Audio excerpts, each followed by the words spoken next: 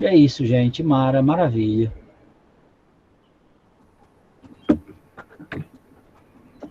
Então, Letícia, bem-vinda. Pode fazer a apresentação. Obrigada. Vou tentar. Minha internet hoje ela está com problema. Então, qualquer coisa, se eu sumir aqui, você já sabe. Então, boa tarde, pessoal. Boa tarde a todos e a todas que estão aqui conosco nesse momento. Sejam todos bem-vindos e bem-vindas à nossa semana 2 da segunda maratona. Esperamos que vocês tenham feito uma ótima prova domingo, que tenham colocado todos os conhecimentos adquiridos na trajetória estudantil de vocês na prova de domingo. Mas também não podemos esquecer que domingo que vem teremos a prova de Ciências da Natureza e de Matemática. Então, a gente precisa revisar e estar a par para que domingo a gente possa realmente estar bem preparado. Então, mais uma vez, pessoal que está chegando agora, sejam todos bem-vindos. Hoje a gente inicia com Matemática e suas tecnologias e o professor Iago, ele que é mestrando em Ciência da Computação, com ênfase em Educação, e está conosco no ProEnem desde 2017. Então, Iago, a palavra é sua, a aula agora é com você. Vamos embora, vamos começar. Vamos começar a sessão de descarrega agora. Vamos embora aqui. Não temos tempo para perder. Cadê? Compartilhar a tela. Uma janela. Qualquer coisa, Letícia, coloca aí, viu, como dúvidas aí, que no final da apresentação a gente retoma. Ou então, se for muito gente, você pede para parar que a gente volta.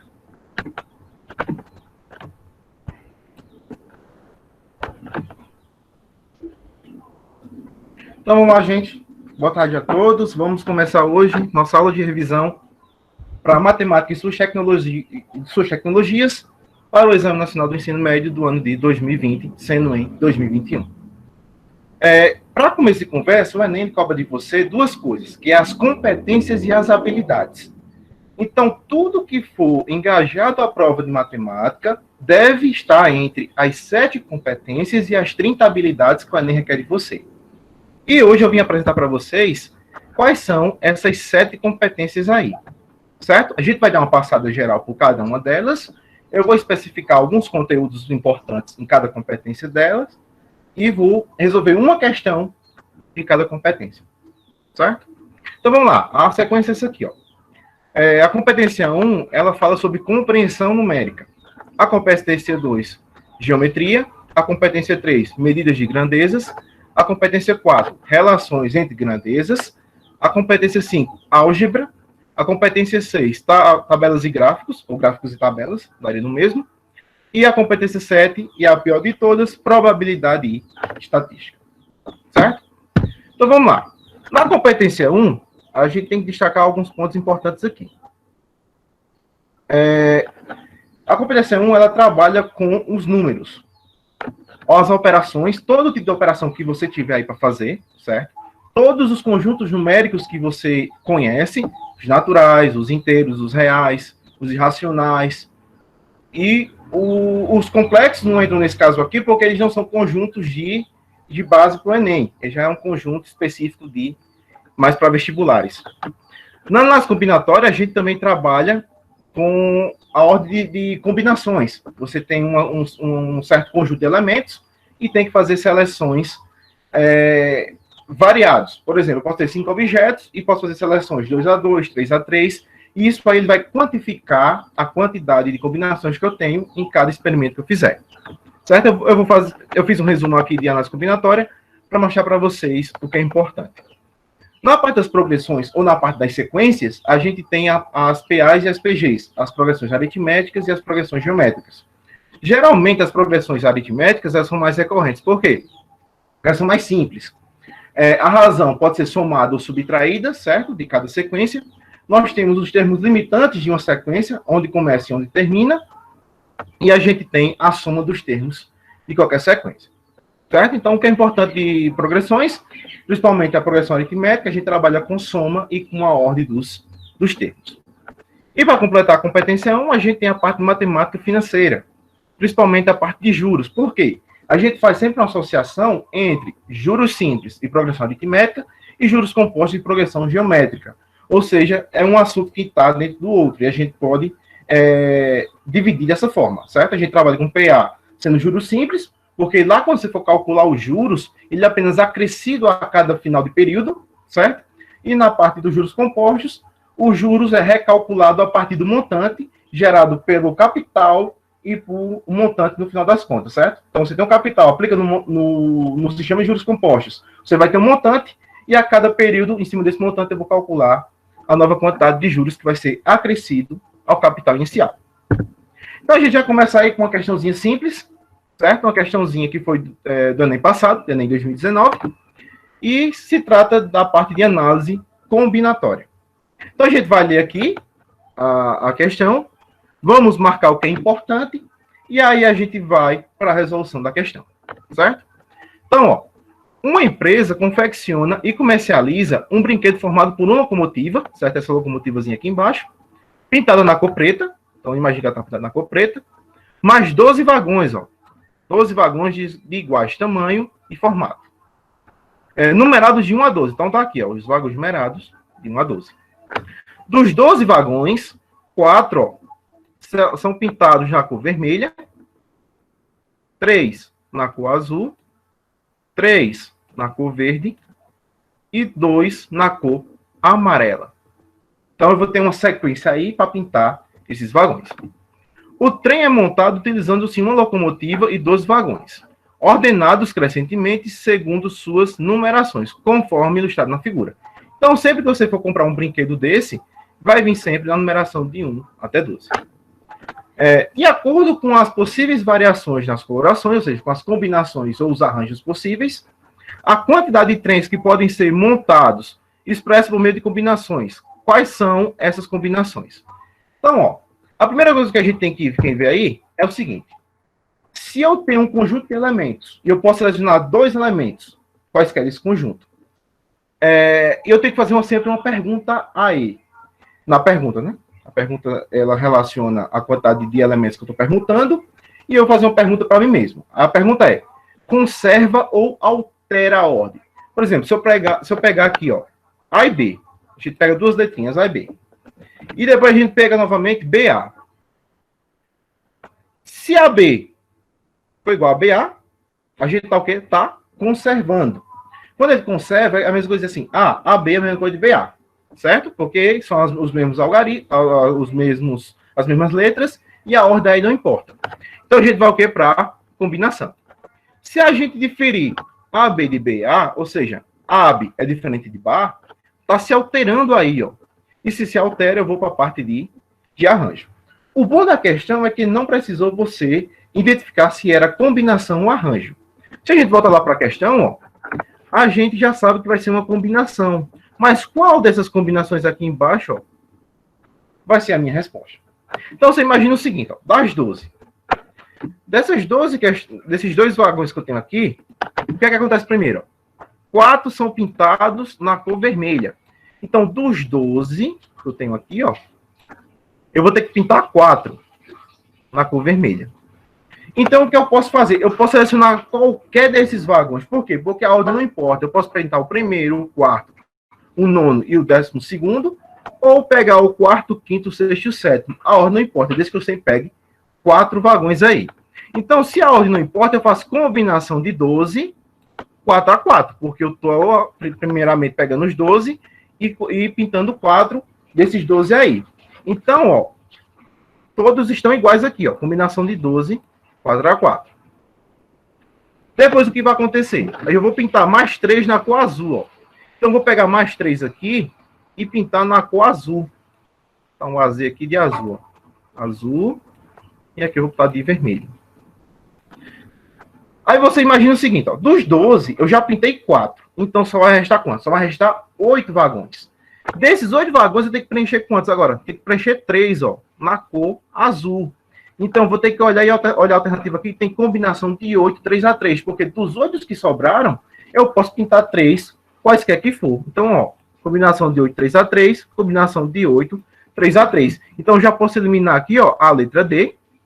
Porque aqui eu tenho 2, ó. Tá errado. A letra C também vou eliminar porque tem 2, ó. Tá errado. E a letra A eu vou eliminar porque ali está sempre tratando com 12, ó. Eu tenho que tirar já os que eu pintei. Certo? Então vai ficar entre a letra B e a letra E. Sobrou quantos agora? Dos 12 eu pintei 4, sobrou 8. Dos 8 pintei mais 3 aqui de azul, sobrou 5. Dos 5 que sobraram, eu vou pintar o quê? 3 na cor verde, ó. Vou pegar 3 aqui, ó. 3 na cor verde. Então vai ser combinação de quantos? De 5, 3A3. Então, ó, combinação de 5, 3A3. Combinação de 5, 3A3. E vai sobrar quanto agora? Vai sobrar apenas 2, ó. Os dois nos vagõezinhos. E os dois vão pintar na cor amarela, ó. Vamos botar aqui a M de amarela, para você se situar aí, ó. Aqui era verde e aqui amarela. E agora eu vou ter que combinar o quê, ó? 2 vagões, vou pintar os dois. Então, combinação 2, 2A2, ó. Vocês sabem, professor, mas agora as duas alternativas estão semelhantes. O que muda é apenas uma multiplicação ou uma soma. Aí lembre-se o seguinte, se a ordem não importa, eles são independentes. Se eles forem independentes, eu vou multiplicar todos eles aqui, ó. Então, a resposta aqui seria a letra E de escola, com essas combinações aí. A única diferença aqui, se aqui fosse apenas que a ordem importasse, eu ia apenas somar, porque eu não tinha ordem fixa, certo? Aqui já tem uma ordem que variável. Aqui, ó, o resumo que eu fiz. Você vai pegar a questão lá da análise combinatória, certo? Vai tratar de arranjo de combinação. Se a ordem importar, vai ser um arranjo, certo? E vou usar essa formulazinha aqui para o arranjo, ó. E se a ordem não importar, eu vou usar essa formulazinha aqui de combinação. O que seria combinação de NPAP? Vai ser o total de objetos que eu tenho aqui, ó, permutado em cada escolha que eu fizer. Certo? Então, lá seria combinação de 12, 5A5, se fosse o caso, ó, eu estava pintando 5 vagões dos 12, certo? Lembrando que a combinação ela pode vir de forma linear, pode vir na forma de coluna, assim, ó. Ou então pode vir entre parênteses, ó. Você coloca o 12 em cima e as combinações embaixo. Seria 3 formas de representar a mesma coisa. E se você ainda não ainda conseguiu diferir arranjo de combinação, então você decora aí, ó, CCAA. Conserva, combina, altera, arranja. Então, se eu conservo, uso combinação. Se eu altero, vou usar arranjo. A competência 2, a gente trabalha com geometria. Vai ser a parte das figuras geométricas. Nessas figuras geométricas, eu vou usar a geometria plana, certo? A geometria espacial e a geometria analítica. Na parte da plana, a gente vai trabalhar com perímetro e com áreas, certo? De figuras. Você vai ter que saber quais são o nome da figura e a formulazinha do perímetro e da área. Já na espacial, a gente está trabalhando com 2 dimensões, com altura, largura e comprimento. Seria 3, mas ali a gente resume 2. Por quê? A área já são 2, então a gente combina em uma só. E a altura a gente combina em mais 1, então seria 2 dimensões. E aqui eu vou ter a área, que é em 2 dimensões, e vou ter o volume. Então, de figuras planas, a gente não consegue calcular o volume, certo? E na geometria analítica, ela não é muito recorrente no Enem, mas toda vez que cai geometria analítica, a gente trabalha com função, certo? Então, geometria analítica aqui, você não precisa se preocupar tanto assim. Priorize geometria plana e geometria espacial. Então, aqui, ó, eu também trouxe uma questão do ano passado, que envolve a parte de geometria plana. Então, a gente vai ter que ler aqui a questão e identificar quais são os pontos principais e tentar já rabiscar na prova as partes importantes. Uma administração municipal encomendou a pintura de 10 placas, ó, 10 placas de sinalização para colocar em um pátio de estacionamento. O profissional contratado para o serviço inicial pintará o fundo das 10 placas e cobrará um valor de acordo com a área total, olha só, com a área total dessas placas. O formato da placa, preste muita atenção, ó, ele já diz algumas informações aí, ó. O formato da placa é um círculo de diâmetro, aí já diz o valor do diâmetro, ó. Então vai ser esse círculo aqui, ó, e o diâmetro é esse aqui de cima, ó, que eu vou brifar aqui para vocês, ó. Isso aqui é o diâmetro, que é a distância entre os dois pontos da circunferência que passa pelo meio dela, que é o centro. Que tangencia os lados de um retângulo. Aí aqui a parte de baixo, a gente tem um retângulozinho aqui, ó. Vocês vão ver melhor quando eu começar a rabiscar aqui com o vermelho. Sendo que o comprimento da placa é de altura igual a 60 centímetros, ó, conforme ilustrado na figura. Se caso precise, utilize 3,14 como valor para π em uma das questões. E a pergunta é, qual é a soma das áreas em centímetros quadrados? Ó? Eu quero somar o total de áreas que o profissional vai pintar em centímetros quadrados. A primeira coisa que eu tenho que observar é que, se eu olhar aqui, eu vou ter tudo em centímetros, ó. Já está tudo em centímetro, então não precisa transformar nada por enquanto. A gente vai se focar agora só na figurinha. Então eu tenho que achar essa área todinha aqui, que eu vou grifar aqui para vocês, ó. Essa área todinha aqui dentro, ó. Tem que achar essa área todinha aqui dessa placa.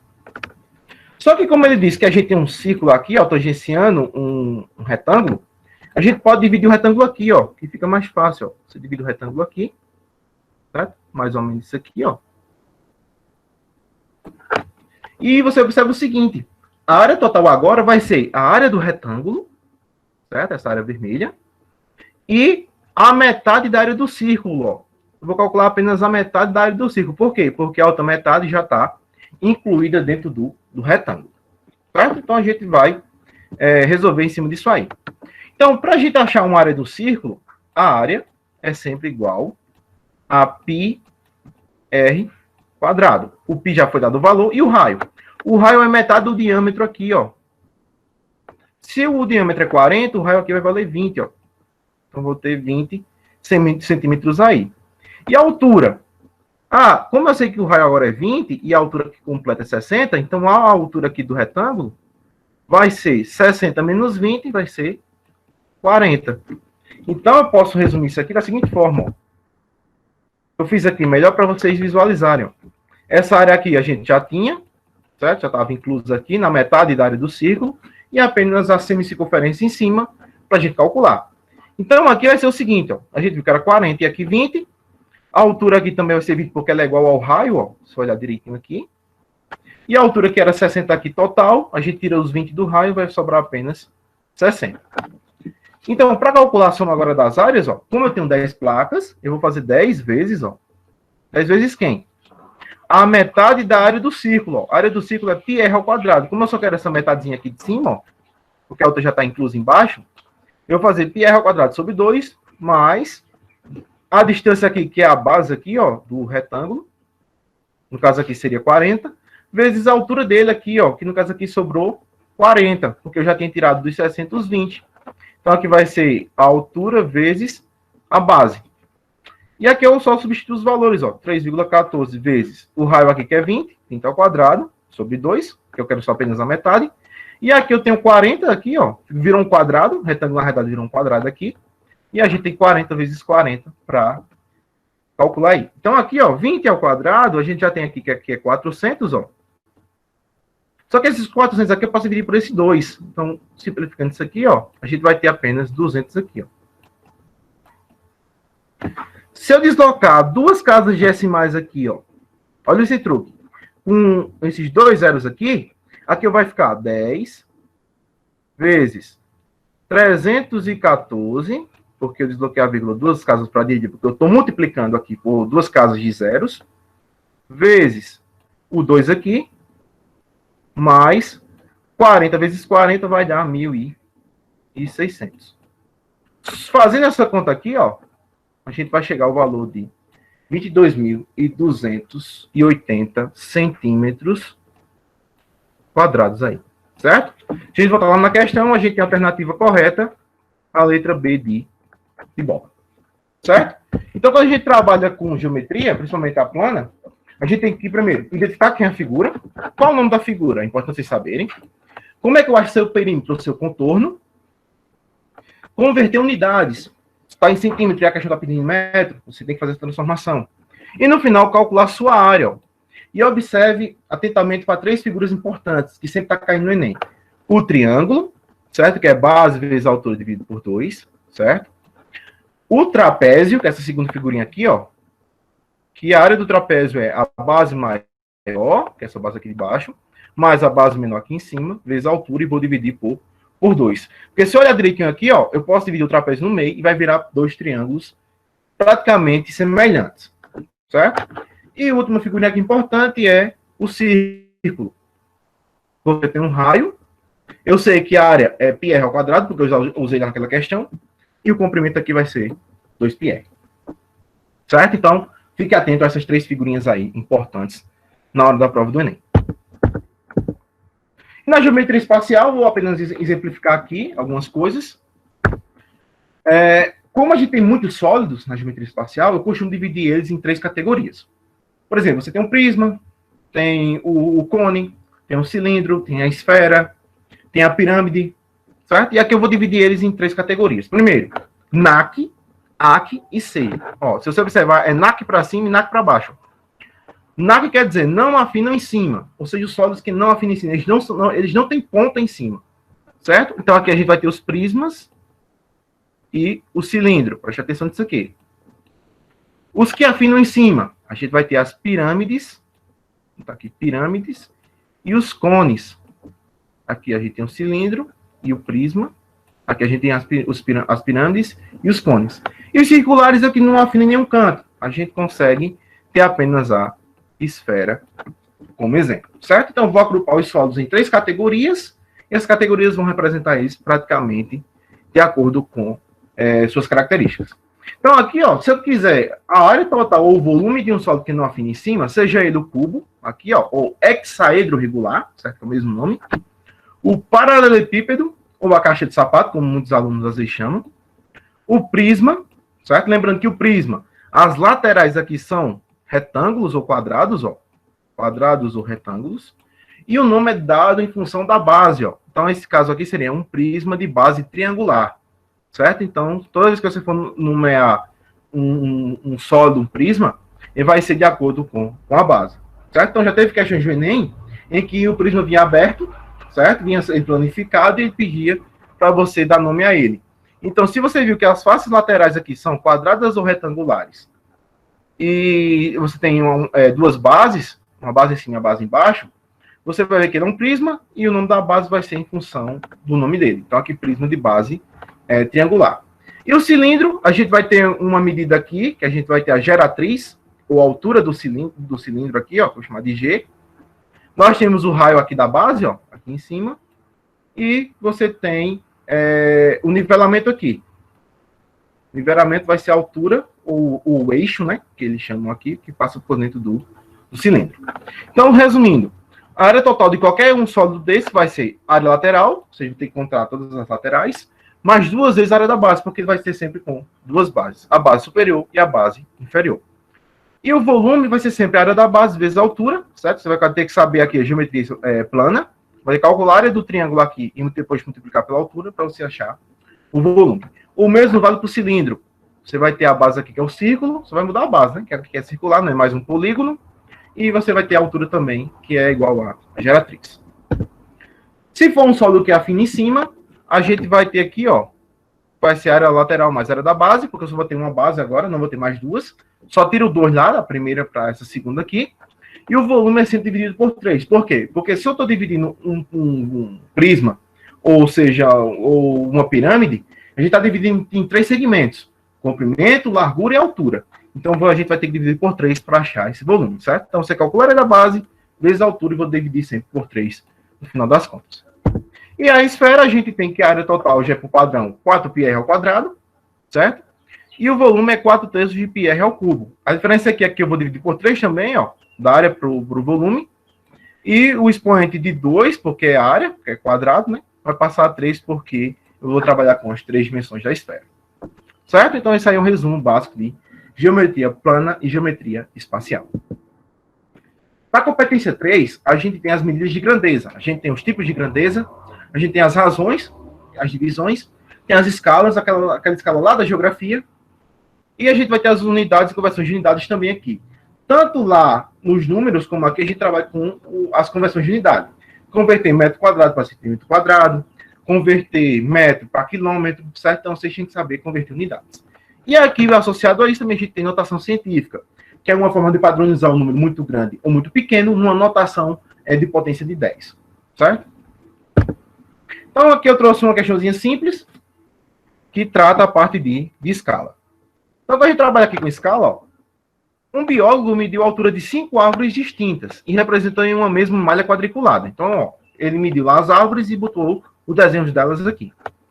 Utilizando escalas diferentes, ó. Lembrando que aqui as escalas são diferentes, conforme indicações na figura a seguir. Então, a primeira árvore, ó, na escala de 1 por 100, a segunda árvore de 2 por 100, na terceira árvore 2 por 300, a quarta árvore 1 por 300 e a quinta árvore 2 por 300. A pergunta é, ó, qual é a árvore que apresenta a maior altura real? Ou seja, qual é a árvore maior aí dessas 5 que eu estou medindo? A primeira coisa que a gente fala é o seguinte: quando a gente trabalha com escala, a notação de escala, geralmente que vem nas provas, é sempre assim. 1 por alguma coisa, certo?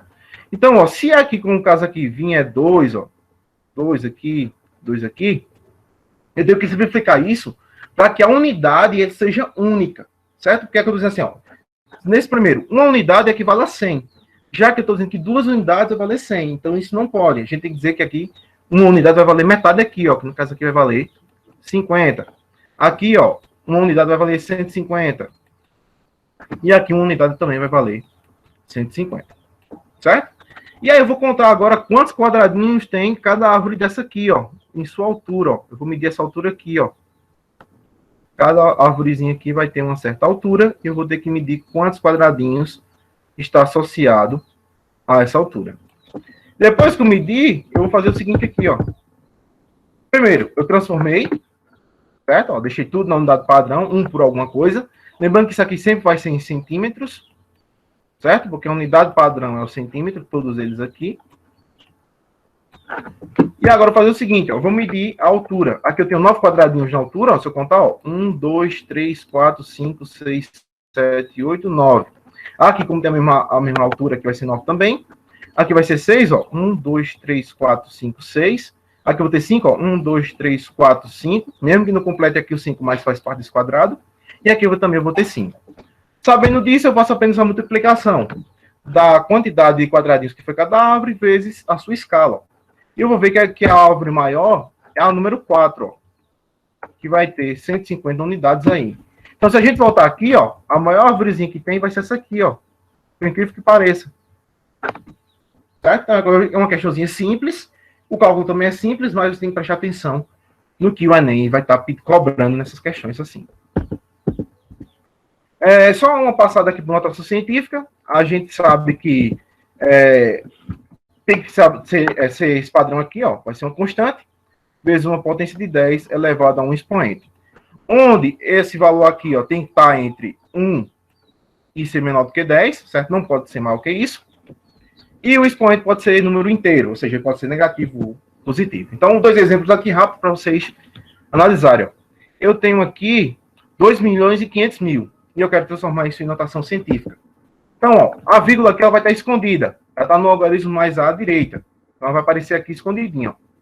Como eu quero que o valor aqui do K fique normal, então eu vou deslocar essa vírgula aqui, ó, para esquerda, ó. Se eu deslocar para a esquerda, eu tenho que aumentar o número de zeros, porque o número é muito grande. Então, eu vou deslocar a vírgula daqui, ó, e vai ter que parar no número entre 1 e 10, ó. Então, vai ter que parar aqui, ó. Vai ficar 2,5. Então, é isso que eu quero, ó. Ou então eu posso pegar o 25, que é o valor inteiro que eu tenho sem os zeros, conto a quantidade de zeros e coloco no expoente aqui, e depois acrescento uma vírgula aqui, ó, e somo uma unidade no expoente. Então, para um número muito grande e positivo, eu tenho isso aí. Se o número for menor do que 1, no caso começar com 0, eu já sei que o expoente é negativo. Então, aqui eu posso fazer o mesmo esquema, ó. Eu posso colocar a vírgula aqui, pego a parte inteira aqui, ó, que é diferente de 0, conto aqui que eu tenho 3 casas decimais aqui, ó. Então, como começa com 0 já é negativo, eu posso ter aqui menos 3. E se eu deslocar uma vírgula para a direita agora, ó, vai ficar aqui entre o 3 e o 6, eu tenho que subtrair uma unidade do expoente. Por quê? Porque eu estou voltando um número, eu estou diminuindo ele. Então, aqui vai ficar 3,65 vezes 10 elevado a menos 4. Certo? Então, a notação científica é apenas um padrão para você simplificar o número ou deixar ele de forma mais elegante. A quarta competência, perdão, a gente trabalha com as relações entre grandezas. E essa é uma relação importante. Por quê? Aqui vai estar todas as regras de 3 que existem, as porcentagens e as proporções, seja inversamente proporcional ou diretamente proporcional. Vamos dar um ênfase aqui para porcentagem. Por quê? Porque a regra de 3 é bem simples. É você ter 3 valores para achar um quarto valor a partir dos outros 3. E no Enem, geralmente, cobra a regra de 3 simples. Então, não tem segredo para você se preocupar com regra de 3. Priorize a parte de porcentagem, que ela é mais importante. Então vamos lá. Temos uma outra questão aqui, na parte de porcentagem, e vamos analisar ela agora. O colesterol total de uma pessoa é obtido pela soma da taxa de seu colesterol bom com a taxa de seu colesterol ruim. Então, a primeira parte aí é a parte da medicina. Os exames periódicos realizados em um paciente adulto apresentaram taxa normal de colesterol bom. Porém, a taxa de colesterol ruim, ou também chamada de LDL, constatou aqui, 280 miligramas por decilitro de sangue. Então, essa informação é importante por quê? Esse vai ser o valor inicial que a gente vai ter que fazer os cálculos aí. O quadro abaixo apresenta a classificação de acordo com as taxas de LDL dadas em adultos. Então, se a taxa, você fez o exame de colesterol e já tem uma taxa, ele vai classificar segundo essa tabela aqui, Se o valor for menor do que 100, ela é ótima. Se for de 100 a 129, ela é próximo de ótima. Se ela tiver de 130 a 159, ela é limite. E de 160 a 189, ela é alta. E se for maior que 190, ela é muito alta aí e você tem que correr urgentemente no médico para se tratar. Certo? Então, vamos à situação da questão. O paciente, seguindo as recomendações médicas sobre o estilo de vida e alimentação, realizou um exame e logo após o primeiro mês, a taxa de LDL reduziu em 25%. Olha só. Então, no primeiro mês, reduziu em 25%. No mês seguinte, realizou um novo exame e constatou outra redução. E dessa vez reduziu 20% na taxa de LDL. E agora? De acordo com o resultado do segundo exame, olha só, a gente vai priorizar agora o segundo exame. A classificação da taxa de LDL do paciente é qual agora? Claro, se ele estava 280, ele estava muito alto aqui, Consequentemente, com duas reduções, ele mudou de categoria. Então, qual vai ser essas outras categorias aqui que ele vai estar? Ok? Então, de cara, já posso eliminar a letra E aqui, porque ele não vai continuar maior, porque eu só tenho duas reduções, jamais vai ser maior do que 190 diretamente aí, com esse formato aí. Então, vamos lá. A porcentagem, só passando aqui, é uma grandeza centesimal, é um valor dividido por 100. Então, você pode usar duas formas a porcentagem. O valor que vinha na questão, por exemplo, aqui, se eu quiser usar 50%, eu posso usar o valor 50%. Mas em algum momento da questão, eu vou ter que dividir por 100. Por quê? Porque vai ser uma divisão por 100 diretamente. Então, o que é que recomenda? Você usar o valor decimal. Então, 50% é 50 dividido por 100, que é a mesma coisa de 0,5 ou 1 sobre 2, ou seja, metade. Certo? Então, você pode usar a parte aqui, decimal para as suas contas. Então, tá aqui, Se eu pego a taxa percentual dividido por 100, eu tenho a taxa unitária equivalente, vai ser, aí no caso aí, o exemplo 0,4. E se eu tiver na taxa unitária equivalente, que era para a percentual, eu vou multiplicar por 100 para ter esse símbolozinho aqui, Esse símbolozinho indica duas coisas.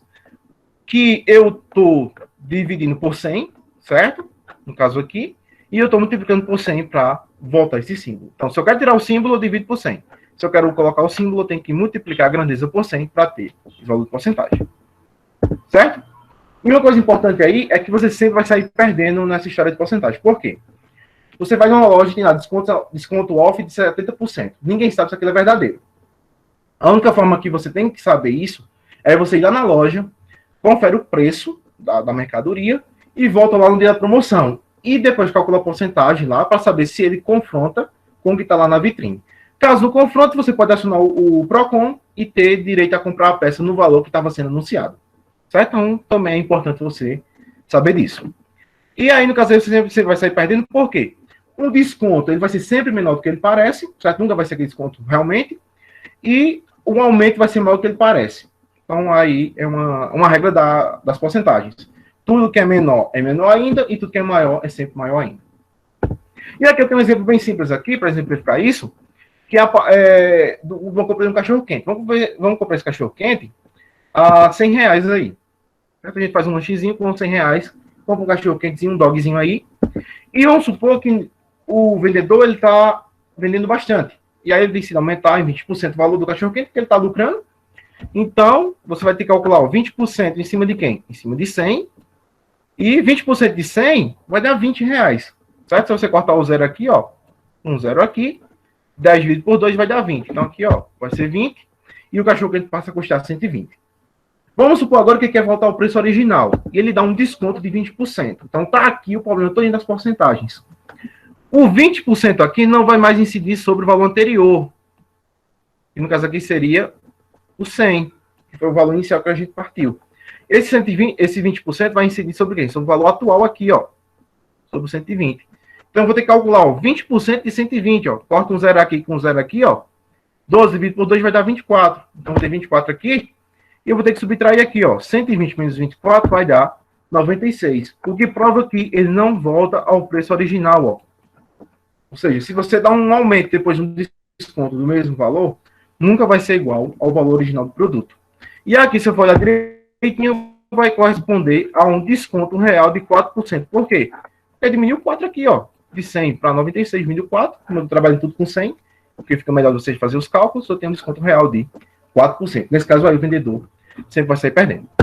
Então, voltando aqui para a questão, a gente sabe que vai ter dois momentos. Uma redução de 25% e uma redução de 20%. Então, vamos lá. Ó. Se eu quero a redução de 25%, eu vou calcular 25% de 280, que é o primeiro caso, né? Então, 25% é 25 sobre 100. Se eu simplificar tudo aqui por 25, ó, vai me dar 1/4. E eu vou pegar 280 e dividir por 4 aqui, ó, vai me dar 70. Então, essa aqui foi a primeira redução que ele fez, ó. 280 menos 70 aqui, eu vou ter 210. Esse foi o valor depois do primeiro exame. No segundo exame, reduzi mais 20% aqui, ó. Então, eu vou ter que calcular 20% de quem? Do valor anterior, ó, que no caso aqui seria 210. Então, 20% de 210 vai aqui, ó, simplificando isso aqui tudo por 20, vai dar 1/5 vezes 210. 210 dividido por 5 vai dar 42. E 210 menos 42 vai me dar o valor de 168 miligramas por delitro de sangue. Então, se eu olhar na tabela aqui, ó, 168 vai estar aqui, ó. Vai estar no meio entre 160 e 189. Então, a alternativa aqui seria letra D, alta, que era a categoria nova do paciente. Ele era muito alto e passou a ser alto. E caso eu precise calcular um percentual, você vai precisar de dois valores, ó. Por exemplo, se eu quiser o percentual aqui de aumento, ó, desse valor aqui, ó, para esse valor aqui, eu vou fazer o valor de cima menos o valor de baixo, que vai ser a diferença aqui, o pulo, certo? E vou dividir pelo valor inicial aqui, ó, da onde foi que eu parti. E eu consigo ter a taxa de aumento aqui, ó. Se era 120,98 e passou a ser 224,02, quando eu calcular segundo essa formulazinha aqui, ó, que é a fórmula da variação percentual, eu posso encontrar que esse aumento aqui foi de 85,17%. Por quê? Porque a partir de dois valores eu posso calcular a sua variação percentual. Também uma dica também para Enem, que já teve questões que caem apenas isso aí. Certo? Então, variação percentual, eu pego os dois valores, subtraio os valores e divido pelo valor inicial que eu estou partindo. Aqui da competência é a álgebra. Aqui tem todo o leque de funções. Você tem função de primeiro grau, função de segundo grau, exponencial, logarítmica, equações de equações e funções trigonométricas. São variadas funções, mas a gente prioriza duas funções aqui, ó, que é a função do primeiro grau e a função do segundo grau. O resto a gente pode deixar um pouco de lado, porque são funções mais complexas, requer maior cálculo e o tempo do Enem é muito curto para essas questões. Então, aqui tem um mapa aqui mental, ó. Eu vou esboçar duas coisas importantes. O gráfico de uma função de primeiro grau é sempre uma reta. Ela pode ser crescente ou decrescente, vai depender do coeficiente aqui, ó, do valor de A, que é o modelo da função. E a função quadrática, que a concavidade vai ser voltada para cima ou para baixo, ó. A carinha feliz aqui, ó, se o A for positivo. E a carinha triste se o A for negativo. Esse A é dado em função da fórmula básica da equação segundo grau, que é essa daqui em cima. E a gente vai ter um termo junto do x quadrado, um termo junto do x e um termo independente que vai ser um valor numérico aí. Certo? E aí eu trouxe uma questãozinha também para fixar isso aí melhor. Então o que é que a gente tem aqui? A gente tem o seguinte: uma empresa versus funcionários. Um deles é o gerente, que recebe R$1.000 por semana. Então a gente tem um valor fixo aí de R$1.000. Os outros funcionários são diaristas. Cada um deles trabalha 2 vezes por semana, recebendo R$80 por dia trabalhado. Chamando de X a quantidade total de funcionários da empresa e a quantia Y em reais que essa empresa gasta semanalmente para pagar seus funcionários, qual é a função que especifica aqui o gasto total dessa empresa? Ó. Olha só que coisa interessante aqui. Eu tenho a quantidade, que eu vou chamar aqui de Y, ou a função, né? A gente tem Y aqui. Aí você observa o seguinte. Eu vou ter aqui o quê? Eu tenho o valor do salário do funcionário, do gerente, que é R$1.000. Então, esse 1.000 vai ser fixo, vai ser um valor constante. E para cada um deles, que eu não sei a quantidade de funcionários diaristas, eu vou chamar de X. Mas eu sei que cada um deles vai ganhar o quê? R$80 por dia. E cada um deles vai trabalhar 2 vezes por semana. Então, 2 vezes 180 vai dar 160 aqui, ó. Certo? 2 vezes 80 dá 160. Vezes a quantidade de funcionários, que eu não sei quanto é que eu chamei aqui de X. Mais o valor aqui de 1.000, ó. Esse aqui vai ser o valor fixo da minha função. Então, eu já posso marcar aqui a alternativa correta como sendo a letra E aqui, ó. 160 fixo, mais 1.000 do valor fixo aqui do funcionário gerente. Certo? Então, a questãozinha de funções, elas são sempre assim, por quê? Ela quer uma parte fixa e outra parte variável. A variável vai ser a quantidade X que eu vou ter que usar na questão. E a parte fixa aí vai ser sempre o valor de 1.000. Lembrando que essa questão aqui pode ter 2 alternativas corretas. É possível? Não. Mas por que teria 2? Por conta que aqui, ó, aqui eu estou somando todos os funcionários. Mas lembre-se de tirar quem? O funcionário gerente. Então, na questão do Enem, vinha como alternativa correta, no caso ali, seria a letra E. Mas se eu colocar aqui, ó, como sendo um valor a menos, então vai ser 160 X mais o 1.000, que é fixo, menos 160, por quê? Porque é menos um funcionário. Um funcionário ele não vai ter diário, porque ele vai ser o quê? O funcionário gerente. Então, aqui sobraria para a alternativa correta a letra D de dado. Certo? Então, aqui o Enem, ele chamou aqui a letra D de alternativa correta por conta dessa variação aqui. A função seria essa de cima, mas por conta dessa variação aqui, ela se torna essa aqui de baixo por conta da diminuição de um funcionário aqui embaixo. A competência 6, a gente trabalha com gráficos e tabelas. Você vai ter que ler o gráfico e fazer uma conclusão dos resultados, certo? Também é bem simples isso aqui. E eu trouxe uma questão polêmica aqui de 2015. O que é que ela trata? Ela tem um gráfico que relaciona o PIB do Brasil por trimestre. Certo? Então, a gente vai ler aqui a questão e vamos identificar qual a relação dela com o contexto. Então, ó, o gráfico mostra a variação percentual do valor do Produto Interno Bruto do PIB do Brasil por trimestre, em relação ao trimestre anterior. Então, aqui a gente tem um gráfico de pontos e linhas, ó. Interessantezinho ele. E ele está dividido por trimestre, ó. Cada partezinha aqui que está pintada ou não pintada, a gente tem o valor trimestral. Aí a pergunta é, ó, de acordo com o gráfico, no período considerado, que no caso aqui seria do primeiro trimestre de 2009 ao primeiro trimestre de 2011, o trimestre que o Brasil teve o maior valor do PIB, ó. Qual foi o trimestre que ele teve o maior valor do PIB aí? E eu tenho que assinalar a resposta correta. Se eu for ao pé da letra aqui mesmo, eu podia vir aqui no gráfico, olhava aqui em cima, ó, e verificava que o maior valor do PIB aqui seria 2,57. E aqui eu teria o terceiro trimestre de 2009. Só que aqui nenhuma das respostas tem, ó, terceiro trimestre de 2009. Tem terceiro trimestre de 2010. E aí, a questão está errada? Não.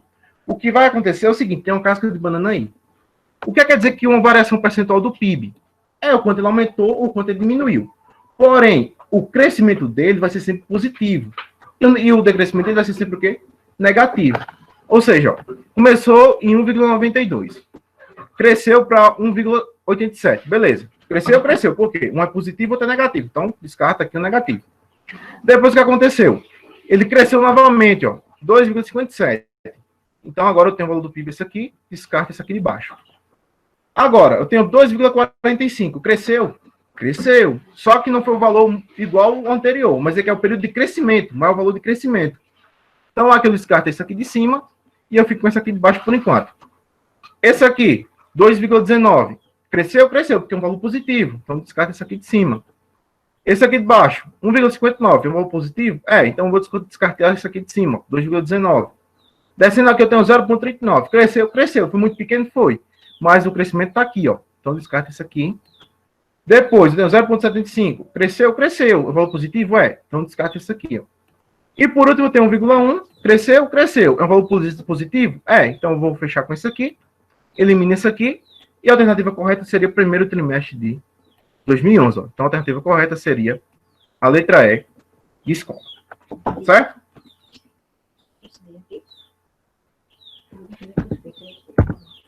E a última competência que a gente vai trabalhar hoje, lembrando hoje que no final eu vou dar dicas de como chutar na prova do Enem, certo? Não sai daí não.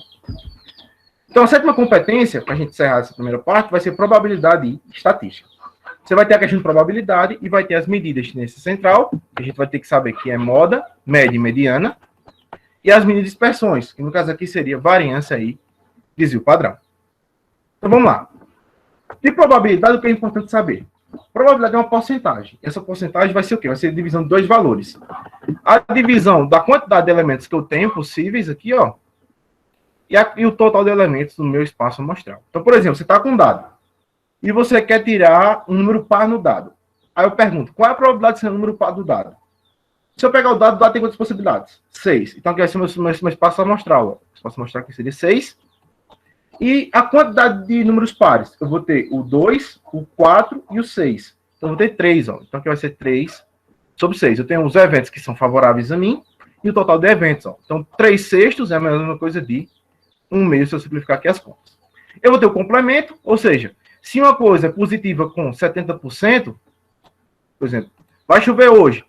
Então, para chover, eu tenho 70%. Para não chover, consequentemente, vai ser o complemento. Para chegar em 100, vai ser 30%.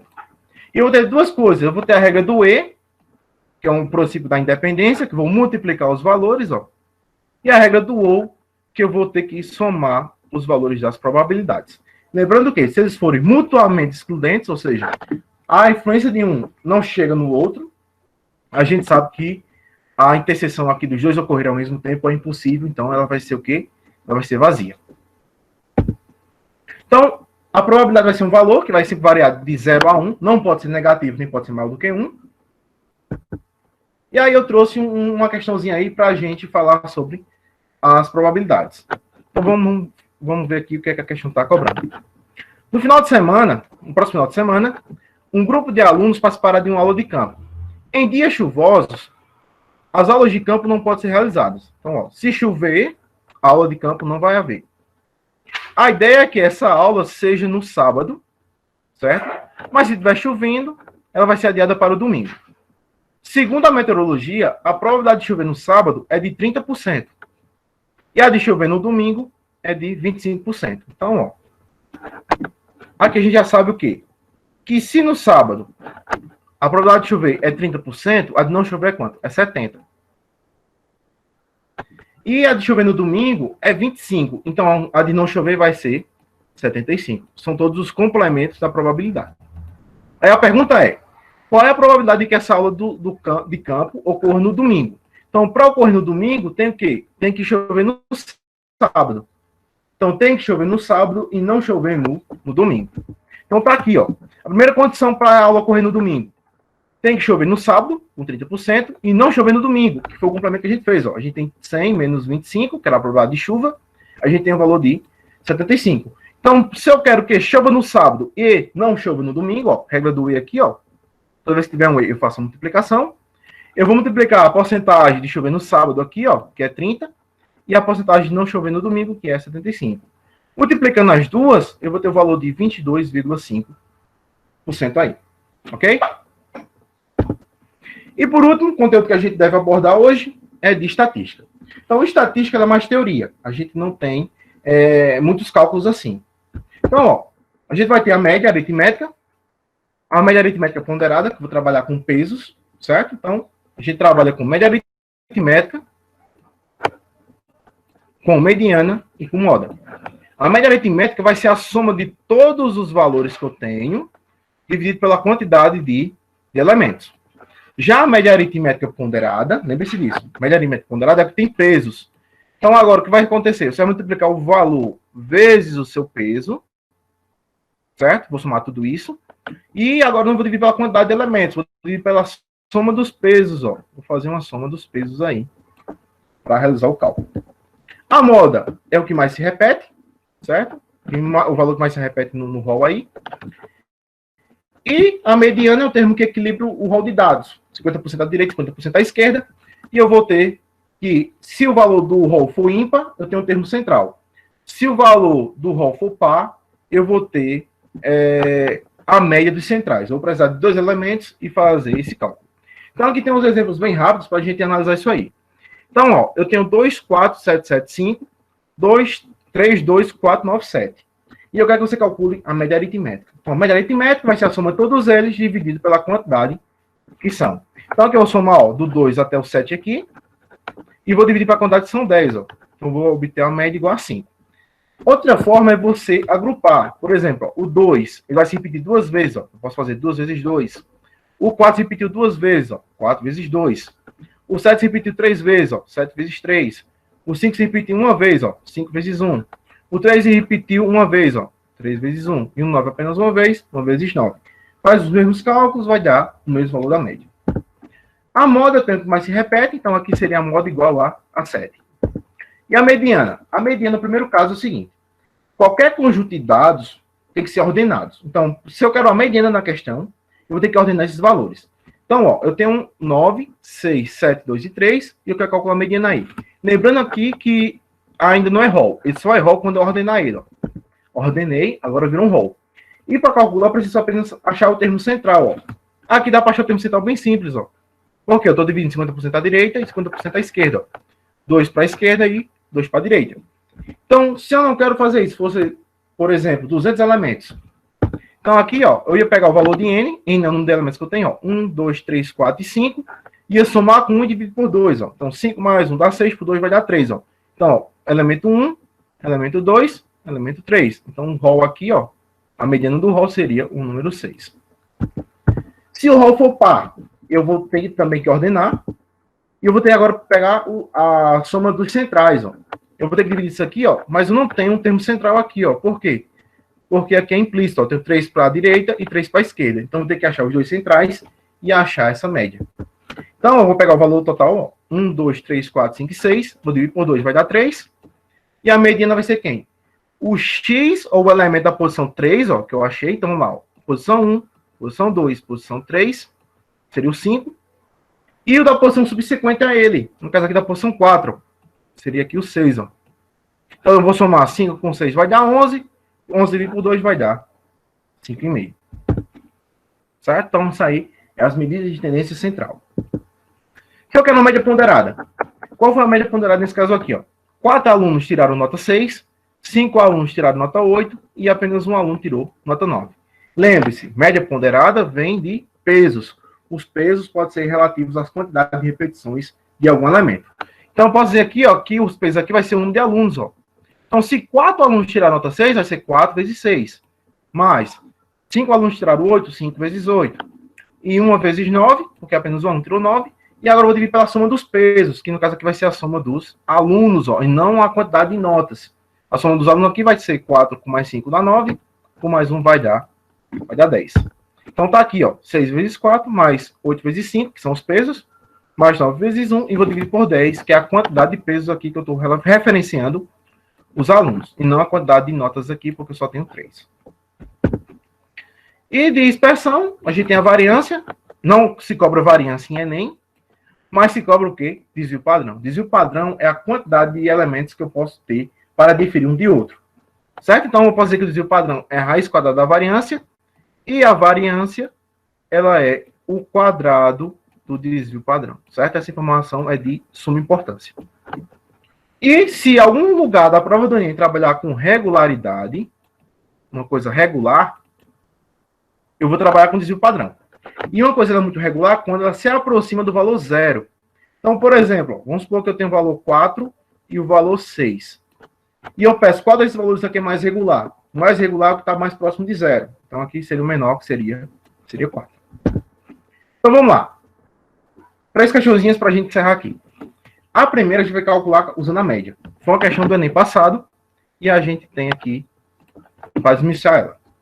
Em uma fábrica de refrigerantes, é necessário que se faça periodicamente o controle no processo de engarrafamento, para evitar que sejam envasadas garrafas fora da especificação do volume escrito no rótulo. Então, até aqui, apenas encher linguiça, né? A gente não tem muita novidade aqui em cima. Diariamente, durante 60 dias, ó, pode dizer foi 60, foram anotadas as quantidades de garrafa fora dessas especificações. E o resultado está no quadro abaixo. Então, ó, em 52 dias, não teve nenhuma garrafa fora dos padrões. Em 5 dias, teve uma garrafa.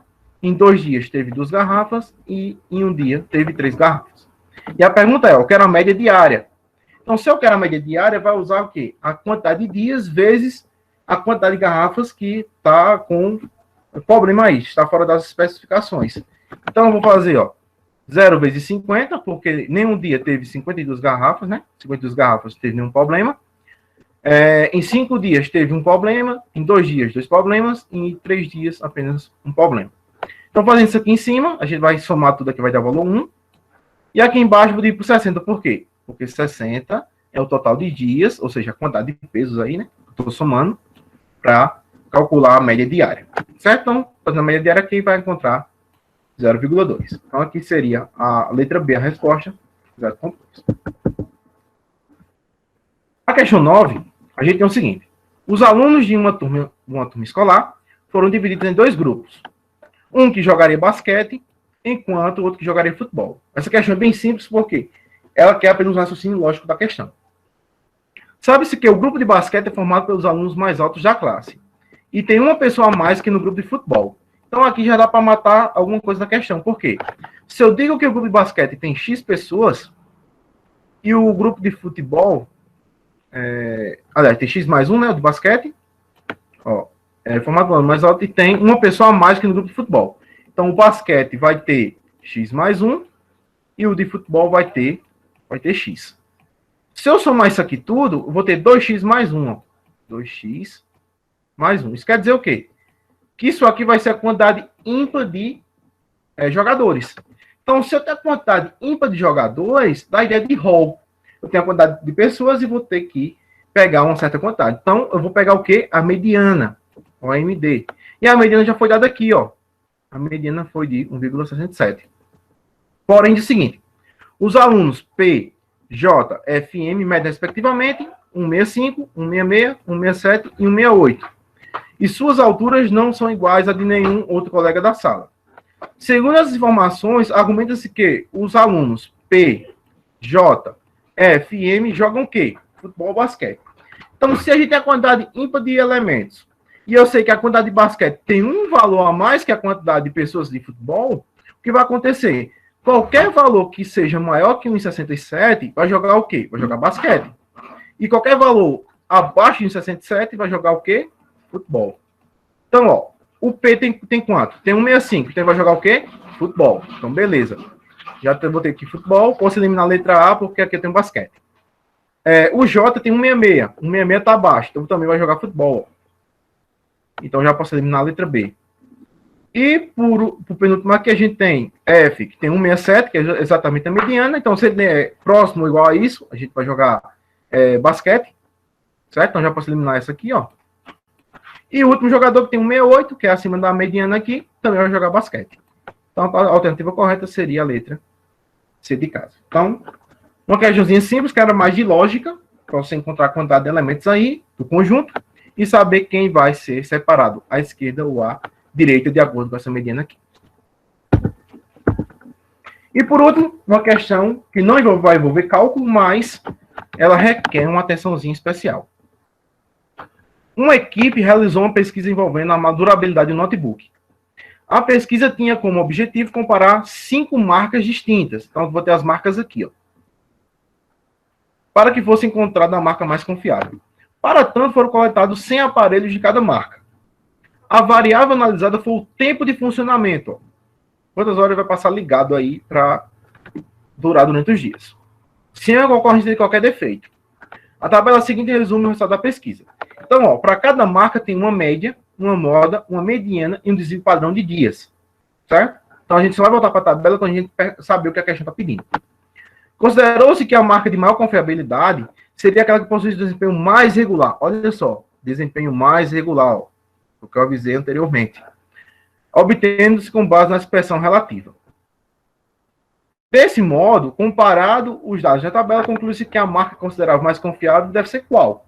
Olha, anteriormente eu falei o seguinte, se numa questão do Enem vier vários valores e vier a palavra mágica regular, eu vou olhar apenas para uma medida de tendência central, que no caso aí seria o desvio padrão. Ó.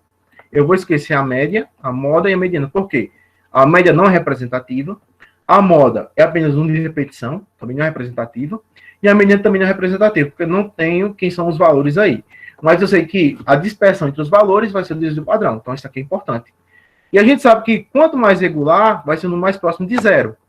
Ou seja, nesse caso aí, como os números estão acima de 100, vai ser o menor valor, ou o próximo de 100 aí, que vai ser praticamente uma média aí. Então, qual vai ser o valor próximo de 100? Se a gente olhar aqui direitinho, ó, vai ser 108 aqui em cima, ó. Então, consideravelmente aqui, a alternativa vai ser a letra A, o conteúdo trabalha com desvio padrão, e eu quero mais regular. Ok, gente? Então, vamos lá. Como chutar no Enem? Grave bem esse número 9, certo? Esse número 9 vai ser de mais-valia para a gente.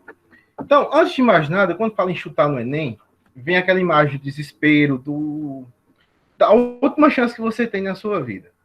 Claro, lembrando que o que eu vou apresentar aqui é um chute consciente. Você tem que saber alguma coisa também na prova, não é sair só chutando as questões, não. Então, vamos lá. A primeira coisa que a gente tem que analisar é como é que o Enem se apresenta para a gente. Eu peguei as provas de 2009, quando foi o novo Enem, até agora 2019, e fiz um levantamento da quantidade de questões que cai por assunto.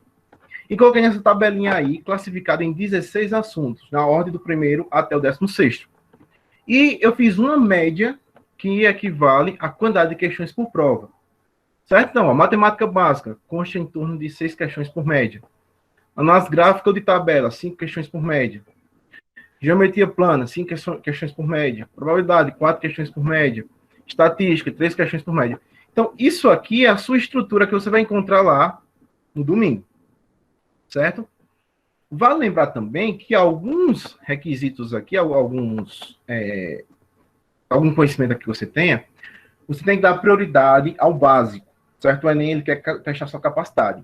Ele quer que você saiba resolver questões de logaritmo, de exponencial, de probabilidade, e aí uma regra de 3, uma análise gráfica de tabela, uma estatística, alguma coisa assim. Então aqui eu poderia classificar alguns assuntos importantes para vocês revisarem essa semana, certo? Dar mais ênfase. Por exemplo, matemática básica, é importante você ter um bom conhecimento. Análises gráficos e tabelas, é considerado a terceira mais fácil questões que caem no Enem. Geometria plana, como eu falei na aula de hoje, também é importante. Ó, probabilidade, trigonometria, mais ou menos nas combinatórias, vamos deixar aqui mais ou menos, vamos deixar só marcadinha aqui, e logaritmo. Esses três patamares aí de conhecimento, eu recomendo vocês deixarem a resolver por último, porque as questões envolvem lógica, envolve cálculo e envolve raciocínio diretamente nas questões. Ou seja, você perder muito tempo nessas questões, você termina descontrolando no Enem e acaba deixando de fazer as questões que você realmente era para ter feito e ter acertado.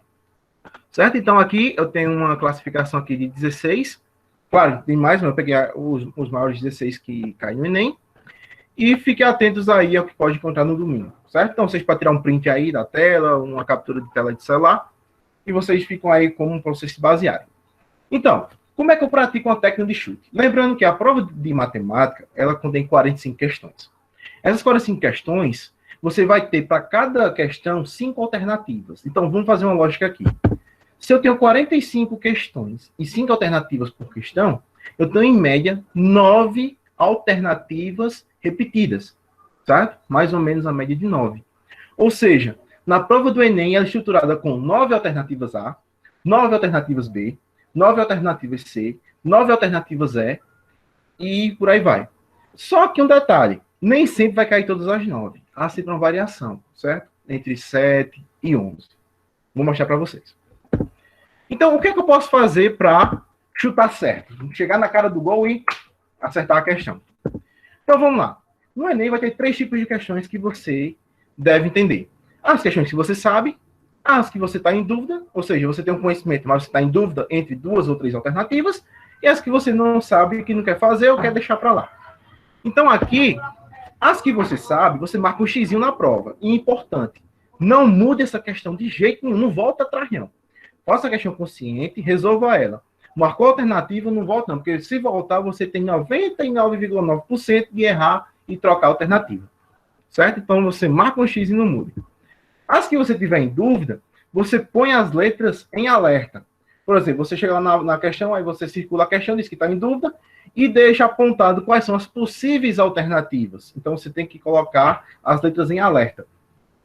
E as que você não sabe, você marca um X na questão e deixa elas por fim. Com sinalizado, você pode marcar de outra forma, mas eu recomendo marcar um X. Então, aqui, ó, eu coloquei uma base aí com relação à nota. O que é que você precisa ter de nota para passar no Enem? Então, aqui eu coloquei do Enem, basicamente passado, uma estimativa de acertos por questão. Então, por exemplo, se você acertar 45 questões, você pode ficar em média com 989,7 pontos na prova de matemática.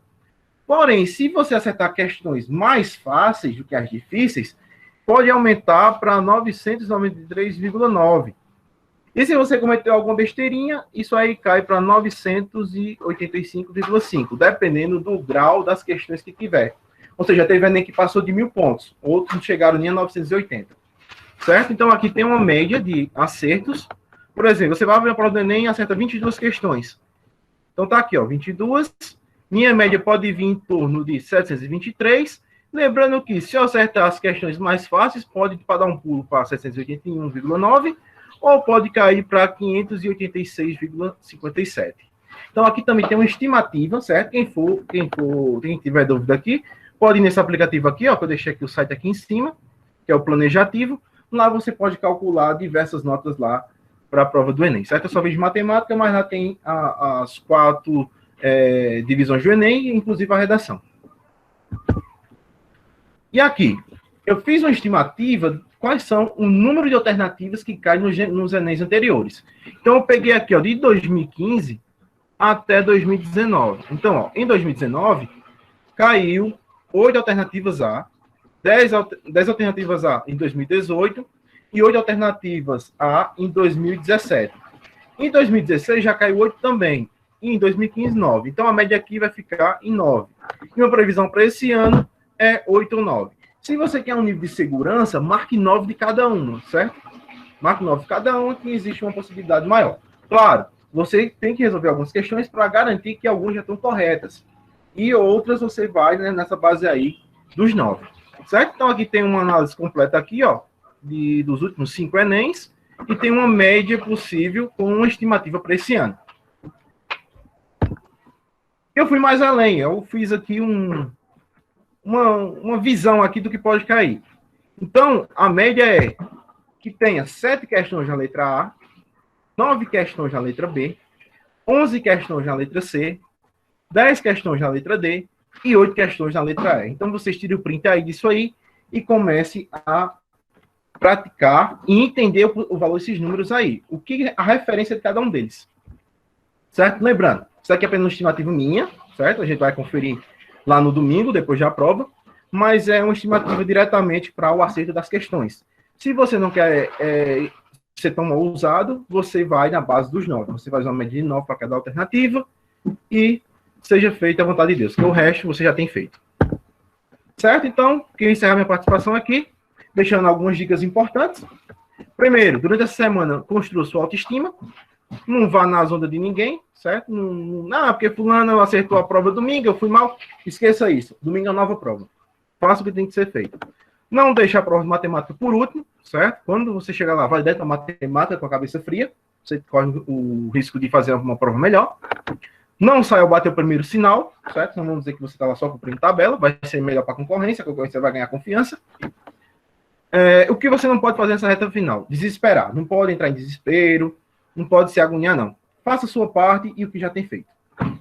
O que comer? Aí é com você. Não recomendo chocolate. Por quê? Porque eles aceleram o batimento cardíaco e a glicose pode aumentar e você pode dar uma túrica na hora da prova e acabar desmaiando. Se você se controlar aí com os batimentos cardíacos, você pode comer o que você quiser, certo? Mas eu não recomendo chocolate. Dê uma caminhada antes do dia da prova, certo? Libere a endorfina que está no seu corpo e tudo. E quando sair da prova, não comente a prova com ninguém. Vá para casa, relaxe. Deixa para conferir na quarta-feira, quando sai o gabarito oficial. Certo? E aqui eu termino com uma frase importante aqui para vocês, que é: você é o que você escolhe ser, porque diante de sua escolha, que saída você dá para acreditar em você? Mostre para que você veio, quem você é e o que pode realizar. É hora de você pensar, a escolha é sua. Então, gente, professor Iago aqui do comando, boa prova no domingo e tamo junto. Pronto, Letícia, pode assumir aí. Então, mais uma vez, a gente agradece aos professores Iago e Eduardo pelas contribuições dadas na tarde de hoje. Nós continuamos. Eu desejo aí um bom descanso para que a gente retome amanhã com toda a energia e possa semear o máximo para colher bem no próximo domingo. Boa tarde e até amanhã.